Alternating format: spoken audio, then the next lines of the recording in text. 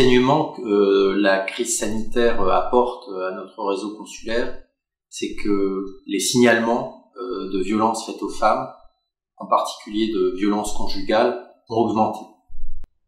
La particularité du suivi qu'assurent les services consulaires de nos compatriotes à l'étranger en cas de violences faites aux femmes, c'est la difficulté de pouvoir accompagner certains de nos compatriotes dans le cadre d'une expatriation. La difficulté est notamment de pouvoir assurer un contact avec les personnes qui nous signalent les violences dont elles sont victimes, de pouvoir entrer en relation avec elles, leur apporter le secours des services consulaires, alors qu'elles peuvent parfois se situer à des centaines de kilomètres des services de l'ambassade ou du consulat.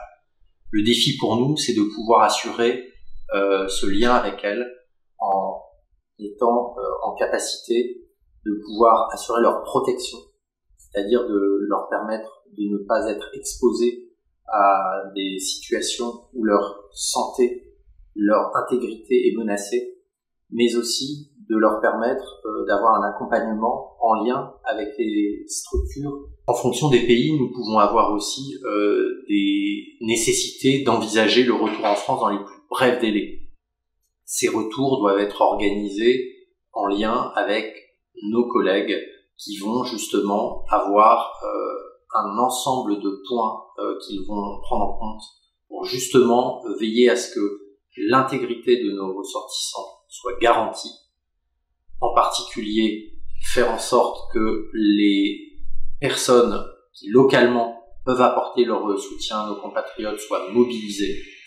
Nous avons aussi des services consulaires qui vont être présents pour organiser le retour en France et préparer l'hébergement et la sécurité de nos compatriotes lorsqu'elles sont en mesure de rejoindre la France.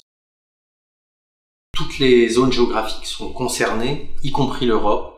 Ces violences conjugales sont le fait de personnes qui peuvent être soit des Français, soit des étrangers, et il faut être vigilant pour justement bien intégrer les particularités liées aux us et coutumes, aux lois en vigueur dans les pays dans lesquels vivent nos ressortissants.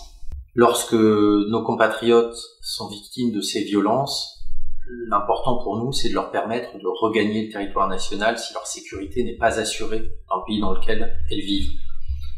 Pour ce faire, il faut notamment leur permettre d'avoir des titres de voyage leur permettant de se déplacer.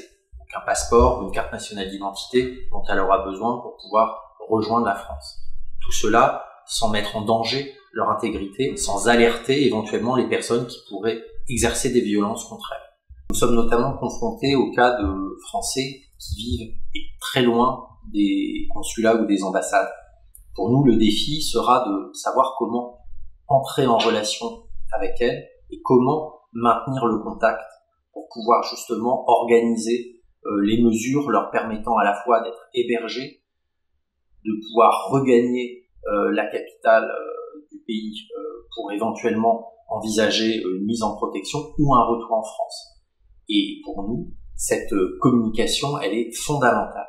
Dans ce contexte, il est essentiel pour nous aussi de pouvoir s'appuyer sur les structures locales de protection des femmes qui nous permettent justement de coordonner notre action de manière la plus efficace possible. La prise en charge de ces cas ne peut pas être identique à celle qui est mise en œuvre en France. Les services consulaires interviennent dans un environnement qui est étranger et avec des règles que nous devons intégrer.